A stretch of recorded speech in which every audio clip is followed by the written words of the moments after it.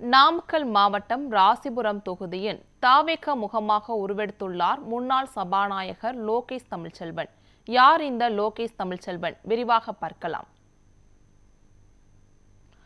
1983ஆம் ஆண்டு அதிமுக முன்னாள் சபாநாயகர் தனபால் கலைச்செல்வி தம்பதிக்கு மகனாக பிறந்தவர் லோகேஷ் தமிழ்ச்செல்வன். சென்னை லயோலா கல்லூரியில் பிகாம் பயின்று பின்னர் MBA படிப்பை Indian Institute of Planning and மேனேஜ்மெண்டில் முடித்தார். இவருக்கு தங்க பூர்ணிமா என்ற மனைவியும் நிகேஷ் தமிழ்ச்செல்வன், பிரத்னேஷ் தமிழ்ச்செல்வன் என்ற 2 மகன்களும் உள்ளனர். இன்றைக்கு அரசியல் முகமாக பார்க்கப்படும் லோகேஷ் தமிழ்ச்செல்வன் அடித்தளத்தில் தொழில்துறையில் வலுவாக ஊன்றியுள்ளார்.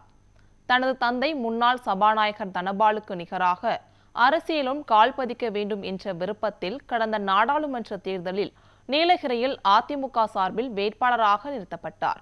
அதிமுகவில் இருந்து விலகி சமீபத்தில் தன்னை தாவேகாவில் இணைத்துக் கொண்ட லோகேஷ் தமிழ்ச்செல்வனுக்கு அவருடைய அரசியல் பின்புலம் மற்றும் படிப்பறிவினை பார்த்து தாவேக தலைவர் விஜய் ராசிபுரம் சட்டமன்ற தேர்தலில் போட்டியிட வாய்ப்பு அளித்துள்ளார். நாமக்கல் மாவட்டம் ராசிபுரம் சொந்த ஊர் என்பதாலும் இதே தொகுதியில் அதிமுக MLAவாக தந்தை தனபால் 2011 முதல் 2016 வரை சேவை செய்ததும் தனது அரசியல் வெற்றியை உறுதி செய்யும் என்கிறார்.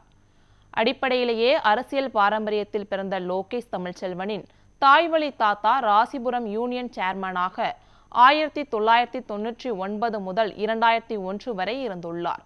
முன்னாள் சபாநாயகர் தனபாலின் மகன் ராசிபுரம் யூனியன் முன்னாள் சேர்மனின் பேரன் என்பதை தாண்டி தொகுதி மக்களோடு நெருங்கி பழகும் அரசியல் குடும்பத்தை சேர்ந்தவர் என்பதால் ராசிபுரம் மக்களின் அடையாளமாக மாறியுள்ளார்.